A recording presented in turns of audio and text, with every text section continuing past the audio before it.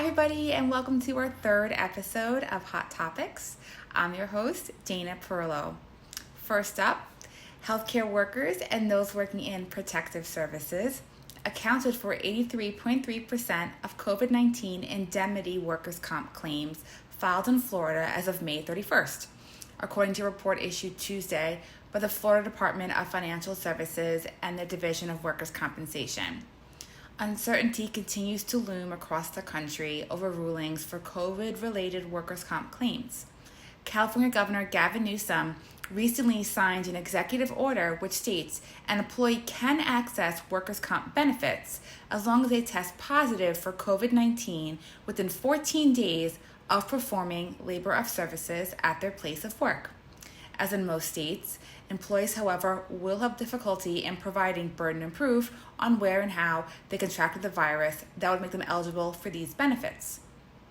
On June 10th, the New York State Workers' Comp Chair proposed a rule to add 2 new medical treatment guidelines to the existing set of standards. They are the hand, wrist, and forearm injuries and occupational work-related asthma. The proposed guidelines for hand, wrist, and forearm injuries contain treatment recommendations for carpal tunnel syndrome that will replace the current carpal tunnel syndrome MTG upon becoming effective. Up next, a recent report by WCRI looking at prescription drug regulations reveals that while 46 states have prescribing guidelines in place for opioid medications, only 15 have workers' comp drug formularies, and only 17 states definitively include mental health services for drug rehabilitation in workers' comp statutes, according to an article by Business Insurance.